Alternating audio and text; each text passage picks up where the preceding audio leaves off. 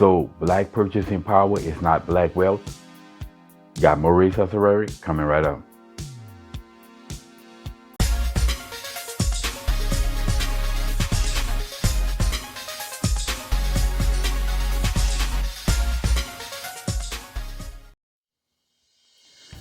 What's up, y'all? Welcome back to Common Sense Logic Reason. As always, I want to say thank y'all for joining me today. So I got more Rhetoric for y'all.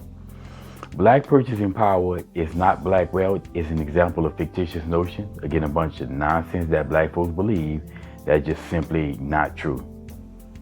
Now, by the year 2030, it is expected that the purchasing power of black Americans will be 1.7 trillion. Now, that will qualify for something like the 16th largest economy in the world. Yet black people in America continue to be victims. Now, this makes absolutely no sense when you think about it, because there's plenty of groups in America who don't have that purchasing power in America, but they're doing well, specifically Asian people. They're doing better than white folks, but they don't have that purchasing power as blacks in America.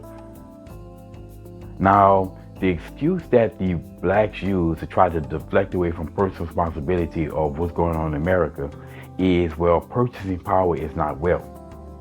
It doesn't mean that you own assets. It doesn't mean that you own land. It doesn't mean that you own anything of real value of wealth. Now, anyone with half a brain could see that that is some bullshit.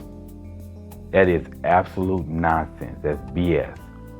If you have a purchasing power of 1.7 trillion assets, but 1 trillion, but you have no real assets, then the question has to be asked, what in the world are you doing with your money? What are you doing with that 1.7 trillion? The question and the solution, the answer to that is, well, the ghetto mentality. Ghetto mentality is showing its ugly head again. As y'all know, I talk about the ghetto mentality all the time because it's a major problem amongst blacks. And of course, the ghetto mentality is a childlike mentality that puts heavy emphasis on quick gratification, living for the day, satisfying gratification today with very little emphasis on delaying gratifications that you can have better in the past, in the future. And of course, anybody knows that anybody who has something now, any real value requires you to delay gratification. Well, children don't have that mindset of delaying gratification. Of course, these ghetto people have childlike mindset. And one of the problems with the ghetto mentality is that the value system is horrible. You know, as I've also talked about when it comes down to ghetto mentality, I talked about the guns and butters of economics.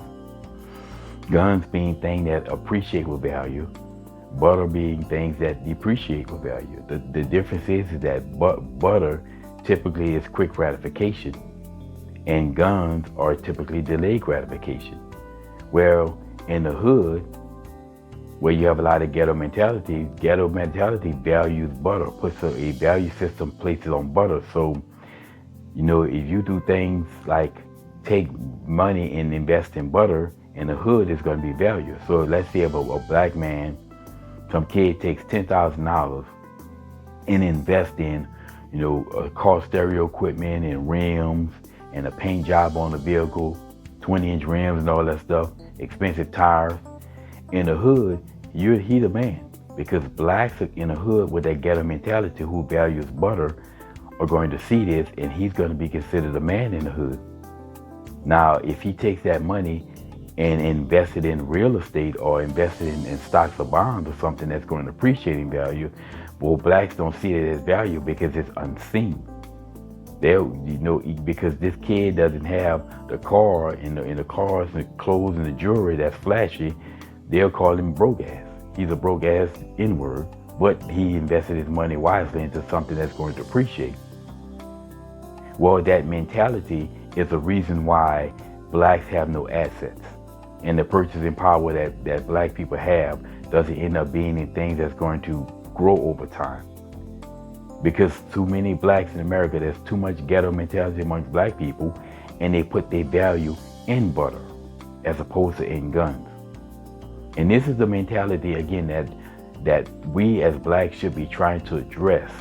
But we're so busy focused on crying about white supremacy and what the white man is doing. As I say, we don't have time to deal with the black man.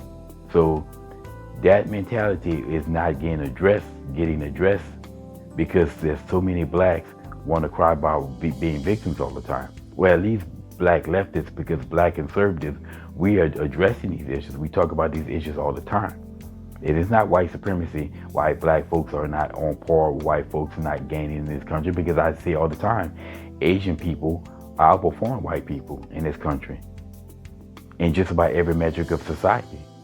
They didn't get there because they don't have ghetto mentalities. Anyway, y'all, so if you ever hear any of these race hustlers say, black person in power is not black wealth, you know it is nonsense, and you know why it's nonsense. Because it like I say, it is all a matter of what blacks do with the money, and there's too many black people in America doing absolute nonsense with their money, and this is the behavior that's causing black folks to be in the situation they are, not white supremacy. Anyway, y'all, as always, until next time.